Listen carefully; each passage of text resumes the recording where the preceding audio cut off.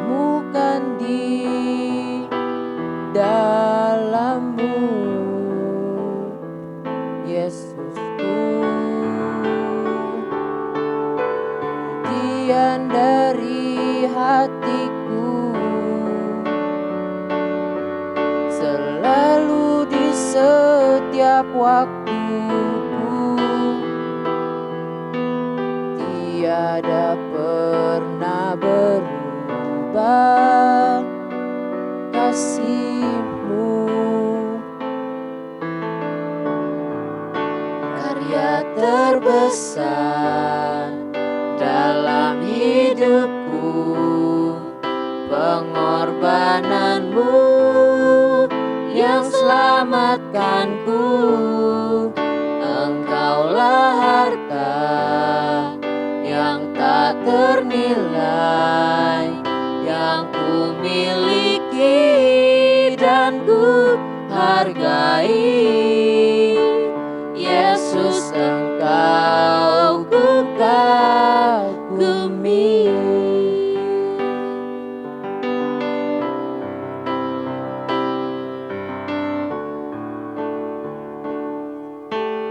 Kasih yang terindah,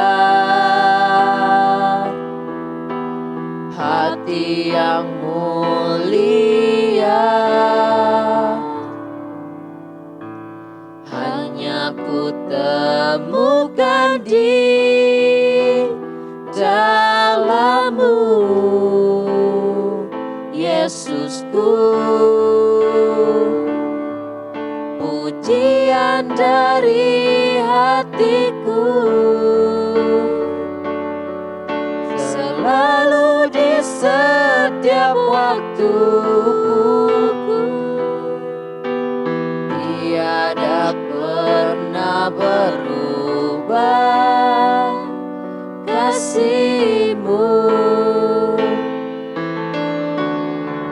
karya terbesar dalam hidupku, pengorbanan-Mu yang selamatkanku.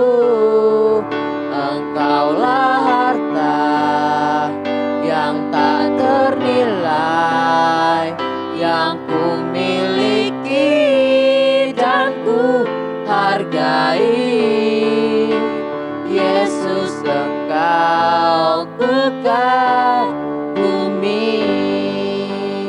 Yesus, Engkau ku kagumi.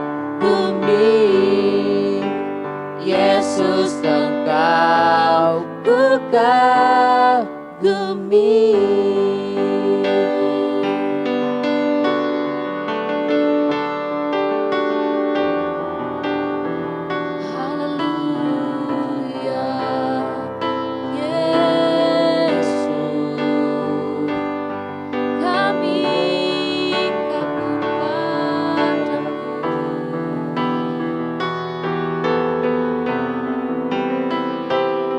Segala pujian syukur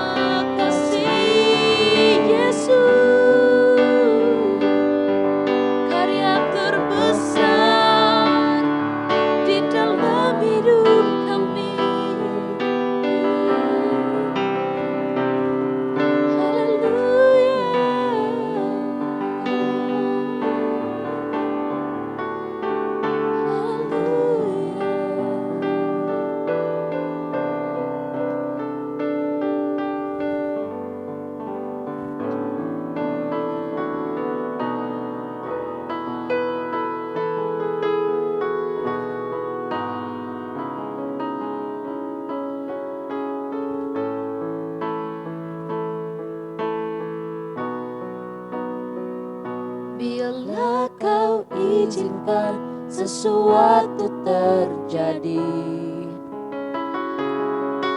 Ku percaya semua untuk kebaikanku. Bila nanti telah tiba waktumu, ku percaya kuasa-Mu memulihkan hidupku. Bila Kau izinkan sesuatu terjadi, ku percaya semua untuk kebaikanku. Bila nanti telah tiba waktumu, ku percaya kuasa-Mu memulihkan hidupku. Waktu Tuhan pasti yang terbaik, walau kadang tak mudah dimengerti. Lewati cobaan, ku tetap percaya waktu Tuhan pasti yang terbaik. Lewati cobaan,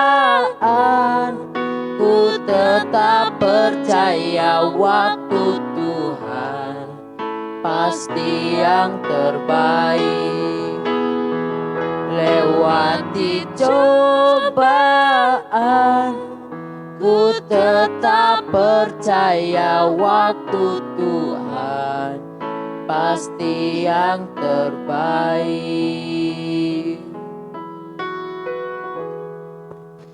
Puji nama Tuhan, pada saat ini kita akan mendengarkan kebenaran firman Tuhan yang disampaikan oleh hamba-Nya.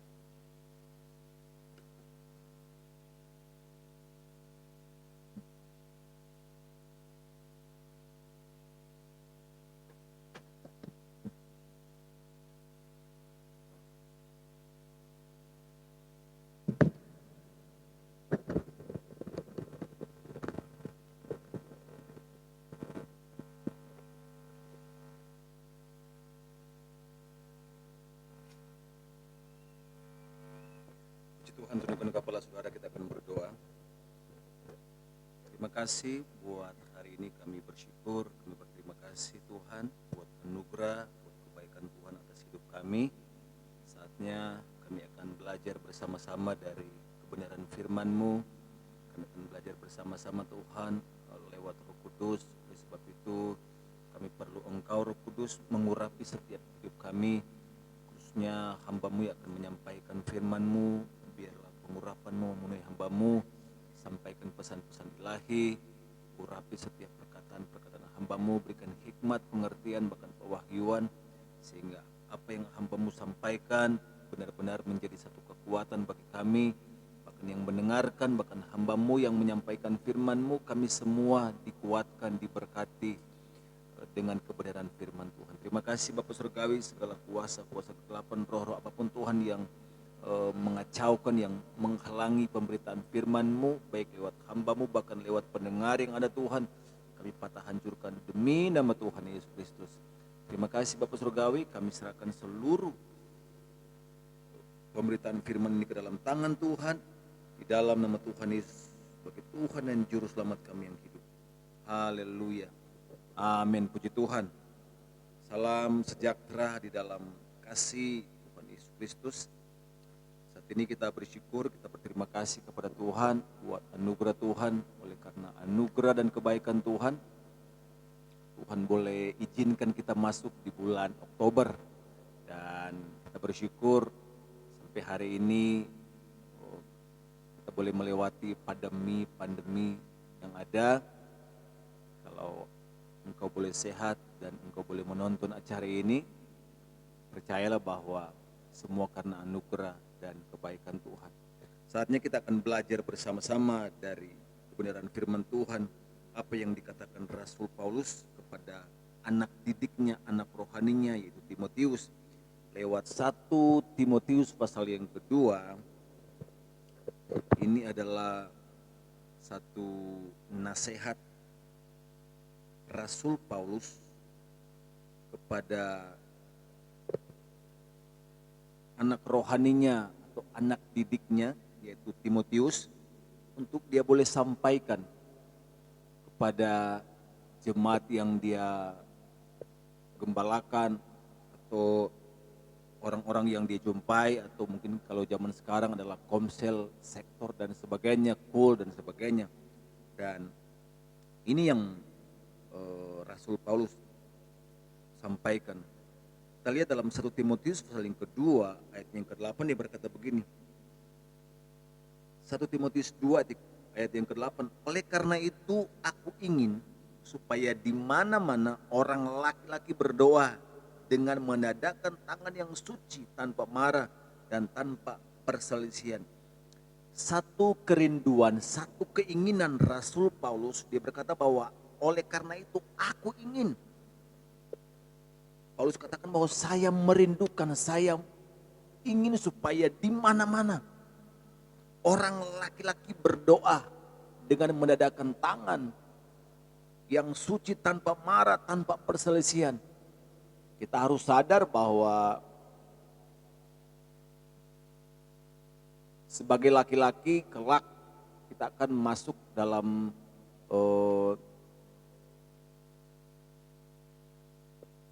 suasana, atau kita akan masuk dalam era yang namanya berkeluarga. Oleh sebab itu dalam bahasa rohaninya bahwa seorang laki-laki itu dia akan menjadi imam di dalam keluarganya. Dia akan menjadi pemimpin, baik kepala rumah tangga dalam segi di dalam dia mencukupi, memenuhi segala kebutuhan keperluan keluarganya, mencari nafkah sebagai pemimpin, sebagai penafkah di dalam keluarga. Di satu sisi juga dia harus menjadi imam, artinya bahwa dia harus menuntun keluarganya untuk membawa kepada Tuhan. Dia harus menuntun, dia harus membimbing, dia harus menjadi kepala, dia harus menjadi leader, pemimpin. Artinya bahwa dia yang pertama-tama harus mengambil inisiatif untuk apa? Memimpin, baik di dalam membangun mesbah, baik di dalam berdoa, baik di dalam membaca Alkitab dan sebagainya. Ini menjadi satu kerinduan Paulus, diberkata bahwa di mana-mana aku menginginkan supaya seorang laki-laki berdoa kepada Tuhan dengan tangan yang suci, tangan yang tidak bercela, artinya bahwa dengan kejujuran, dengan ketulusan dan sebagainya. Siapapun Anda hari-hari ini, bahwa ini satu kerinduan Tuhan kepada kita, bahwa suatu kelak nanti kita akan menjadi seorang pemimpin, baik di pekerjaan kita, baik di pelayanan kita, baik di keluarga kita. Tuhan katakan bahwa kita akan menjadi pemimpin dalam perusahaan, dalam banyak hal. Tapi jangan lupa bahwa ada hal yang paling penting, yang esensi dalam hidup kita sebagai orang yang percaya, bahwa kita harus menjadi seorang imam. Sebelum kita memimpin di pekerjaan-pekerjaan, di dunia sekuler, di dunia usaha, di dunia pekerjaan, maka kita harus menjadi seorang pemimpin teladan di satu lingkungan yang kecil, yaitu keluarga. Memang Tuhan menempatkan itu. Sebab itu Paulus katakan bahwa aku merindukan, aku menginginkan supaya seorang laki-laki berdoa kepada Tuhan. Nah, kita akan melihat bahwa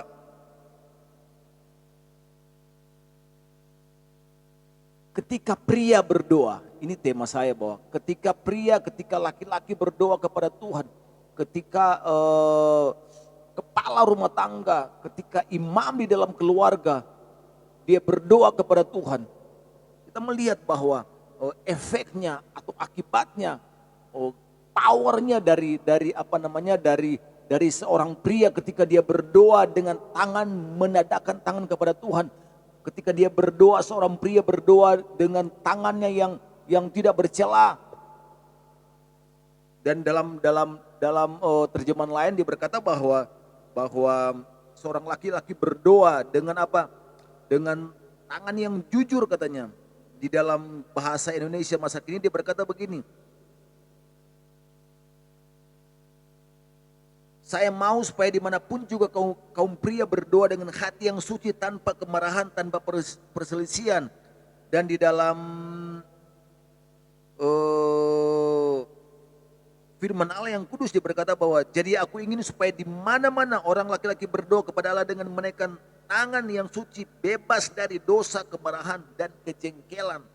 Nah, ketika pria berdoa dengan tangan yang seperti ini, ketika pria berdoa dengan kategori yang firman Tuhan mau, maka kita akan melihat akibatnya. Coba kita lihat di dalam ada dua akibatnya, saudara.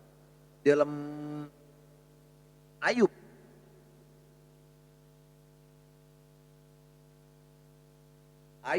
pasal yang pertama, kita melihat ayat yang ke-10. Ayub 1 ayatnya yang ke-10.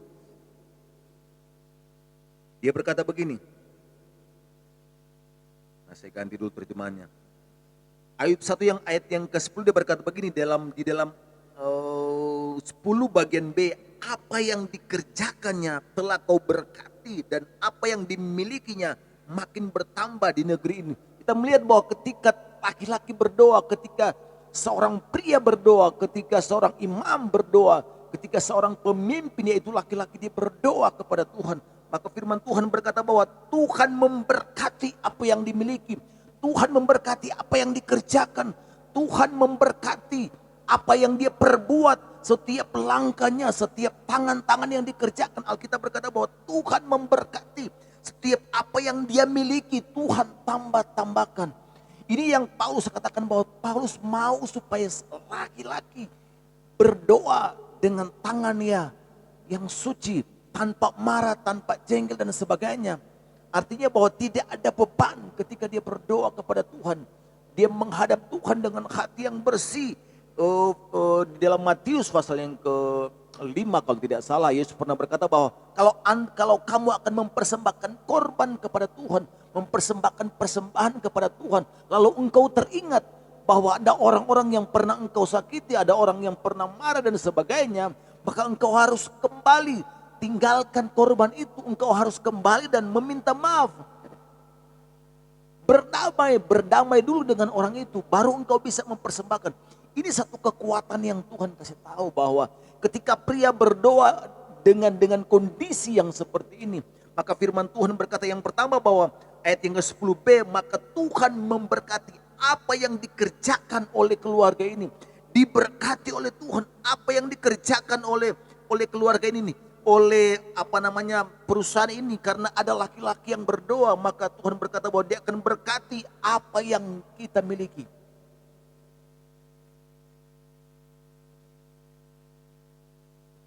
Tuhan berkati semua yang sedang kita kerjakan, tangan-tangan yang kita sedang kerjakan, tangan-tangan yang kita sedang rancangkan,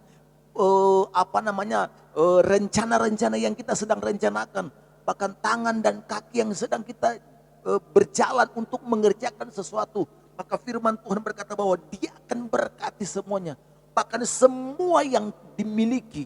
Maka Tuhan berkata bahwa Tuhan akan bertambah-tambahkan semuanya. Itu yang pertama, saudara. Yang kedua, kita akan percepat. Saya katakan bahwa dari kemarin nggak usah panjang-panjang, cukup 15-20 menit. Kalau Anda mendengar dengan hati yang tulus dengan firman Tuhan, maka kita akan melihat bahwa ada satu kekuatan yang luar biasa. Kita mau khotbah 2-3 jam, wah kalau Anda tidak bertobat, orang bilang ya percuma sudah. Yang hanya bisa mempertobatkan seorang itu bukan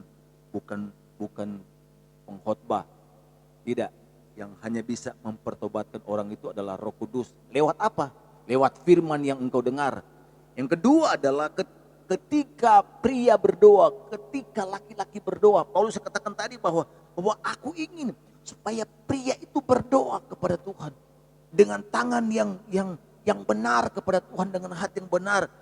Yang kedua adalah ketika pria berdoa, efeknya, dampaknya adalah, yang kedua adalah ayat yang ke-10 bagian A, bukankah engkau yang membuat pagar sekeliling dia dan rumahnya serta segala yang dimilikinya. Alkitab berkata bahwa Tuhan memagari. Karena kalau kita melihat di dalam ayat yang kelima, kita melihat kebiasaan yang dilakukan oleh Ayub. Setiap kali, ayat yang kelima, setiap kali apabila hari-hari pesta telah berlalu, Ayub memanggil mereka dan menguduskan mereka. Keesokan harinya pagi-pagi bangunlah Ayub lalu mempersembahkan korban bakaran sebanyak jumlah mereka sekalian, sebab pikirnya mungkin anak-anakku sudah berbuat dosa dan telah mengutuki Allah di dalam hati. Demikianlah dilakukan Ayub senantiasa setiap hari. Jadi Ayub setiap hari mempersembahkan korban. Setelah anak-anaknya berpesta dan sebagainya, Ayub berpikir bahwa jangan-jangan anak saya ini sudah mengutuki Tuhan, sudah berdosa kepada Tuhan, melakukan kesalahan, melakukan pelanggaran, melakukan dosa dan sebagainya. Maka dia berinisiatif senantiasa bahwa dia mempersembahkan korban, dia meminta ampun, dia menguduskan semua anak-anaknya.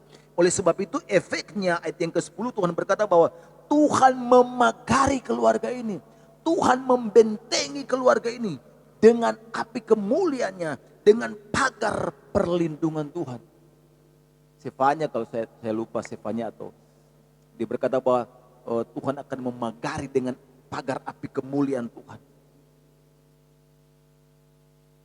Ketika pria berdoa kepada Tuhan, Alkitab berkata bahwa maka Tuhan akan memagari sekeliling rumahnya dengan pagar.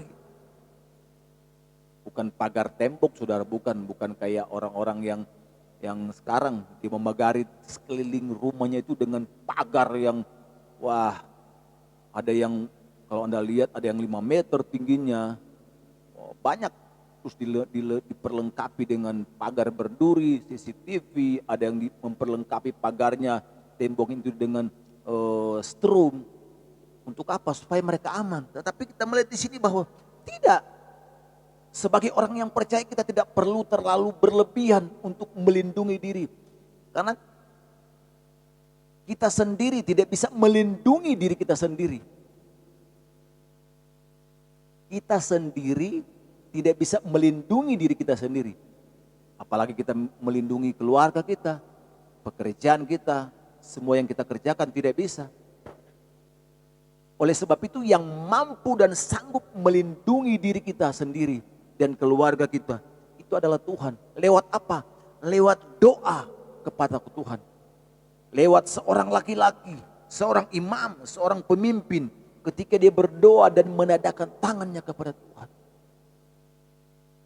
Dengan hati yang rela, dengan hati yang tidak ada ganjalan, tidak ada perselisihan dan sebagainya. Artinya bahwa kita mempersembahkan korban kita kepada Tuhan. Kita membawa pujian, kita membawa doa kita kepada Tuhan dengan hati yang bersuka cita. Karena pemazmur berkata bahwa aku bersuka cita. Saya lupa pemazmur berapa itu, 100. Tapi firman pemazmur berkata bahwa aku bersuka cita ketika orang mengajakku ke rumah Tuhan. Beribadah pun itu harus dengan hati yang sukacita, apalagi kita berdoa secara face to face, secara pribadi dengan Tuhan. Diperlukan sesuatu yang benar-benar kesiapan, baik hati, pikiran, bahkan semuanya. Beribadah aja kepada Tuhan, beribadah di gereja saja harus dengan hati yang penuh sukacita kerinduan, apalagi kita berdoa menghadap hadirat Tuhan secara face to face kepada Tuhan. Oleh sebab itu Rasul Paulus berkata bahwa aku mau supaya laki-laki mereka berdoa kepada Tuhan. Mereka menadahkan tangannya kepada Tuhan. Berdoa dengan sungguh-sungguh, artinya bahwa mereka berdoa dengan sungguh-sungguh kepada Tuhan. Dengan hati yang luar biasa di hadapan Tuhan. Oleh sebab itu, sekali lagi saya merangkum firman Tuhan ini bahwa ketika pria berdoa di dalam 1 Timotius pasal yang 2 ayat yang ke-8 tadi, dia berkata begini kan, oleh karena itu aku ingin supaya di mana-mana orang laki-laki berdoa kepada Tuhan. Berdoa kepada Tuhan. Kita nggak mungkin menghampiri Tuhan dengan situasi, dengan kondisi hati, kondisi hidup kita yang kacau balau, tidak. Karena Yesus sudah kasih tahu bahwa kalau kita menghadap Tuhan, mempersembahkan korban, persembahan kepada Tuhan, pujian, doa, penyembahan kita kepada Tuhan, harus dengan hati yang benar-benar tulus, beres sebelum kita menghadap Tuhan. Ini yang Paulus katakan bahwa aku mau, aku rindu. Karena dampaknya ini, Tuhan akan memberkati segala pekerjaan, segala apa yang kita kerjakan. Bahkan Tuhan akan menambah-nambahkan. Yang kedua adalah Tuhan akan melindungi. Tuhan berjanji bahwa lewat peristiwa Ayub, dalam Ayub 1 ayat 10 bahwa Tuhan akan memagari sekelilingnya dengan pagar perlindungan Tuhan, dengan pagar api kemuliaan Tuhan, dengan tembok api dari Tuhan. Ketika pagar perlindungan Tuhan memagari seluruh kehidupan kita, maka tidak ada satu kuasa apapun yang sanggup menjamah kita, baik keluarga kita, baik dalam pekerjaan kita, bisnis kita, usaha apapun. Firman Tuhan berjanji bahwa ketika seorang leader, seorang pemimpin, seorang imam, seorang laki-laki di dalam keluarga, dia berdoa sungguh-sungguh kepada Tuhan, itulah janji Tuhan. Ketika pria berdoa kepada Tuhan, ada pagar perlindungan Tuhan. Puji Tuhan, tundukkan kepala saudara, kita berdoa. Kami bersyukur, kami berterima kasih buat hari ini Tuhan. Kembali Engkau mengingatkan kepada kami, khususnya sebagai kaum pria, sebagai laki-laki, bahwa ada kekuatan yang besar, ada efek yang besar, ada akibat yang besar ketika seorang pria, laki-laki, atau pemimpin, entah di perusahaan, di pekerjaan, atau dia seorang imam, kepala rumah tangga. Ini janji Tuhan, bahwa ketika seorang laki-laki berdoa dengan sungguh-sungguh kepada Tuhan, dengan hati yang beres di hadapan Tuhan, maka dua janji ini akan menjadi bagian. Tuhan akan memberkati segala apa yang dikerjakannya, dan Tuhan akan menambah-nambahkannya. Yang kedua, maka Tuhan berjanji, Tuhan akan membentengi, melindungi. Tuhan berjanji bahwa Dia akan memagari segala yang kita kerjakan dengan pagar api kemuliaan Tuhan.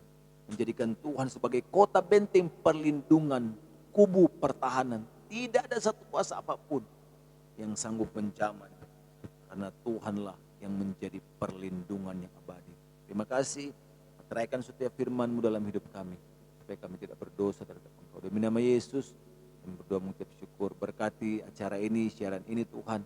Bahkan biar semuanya nama Tuhan dipermuliakan. Demi nama Yesus, kami berdoa mengucap syukur. Amin.